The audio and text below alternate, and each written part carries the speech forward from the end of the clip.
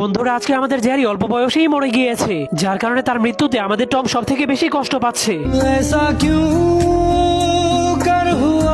এজন্য টম জ্যারিকে কবর দেওয়ার জন্য একটা ম্যাচের বক্সকে কফিন বানিয়ে সেই কফিনের মধ্যে ঢুকিয়ে দেয়। তখন কান্না করতে করতে টমের অবস্থা অনেক খারাপ হয়ে গিয়েছিল। এরপর দুইটা ইঁদুর জ্যারিকে কবর দেওয়ার জন্য কবরস্থানে নিয়ে যায়। এরপর তারা জ্যারিকে কবর দেওয়ার জন্য একটা কবর খুঁড়তে শুরু করে।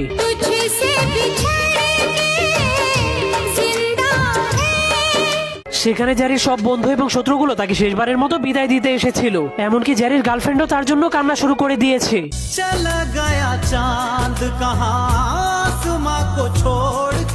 কিন্তু সব থেকে খারাপ অবস্থা হয়ে গিয়েছিল বেচারা টমের। এমনকি একটা হাঁসও জ্যারির জন্য কান্না করছিল। কিন্তু তখনই জ্যারির গার্লফ্রেন্ড তার কবরের কাছে যাওয়ার চেষ্টা করে। এরপর কবর খোঁড়া শেষ হলে সেই ম্যাচের কফিনটা সহই জ্যারিকে কবর দিয়ে দেওয়া হয়। তখন টম জ্যারির প্রিয় খাবারটাকে সেই কবরের উপরে রেখে দেয়। ঠিক তখনই জ্যারির আত্মাটা জিনের মতো বের হয়ে আকাশে চলে যায়।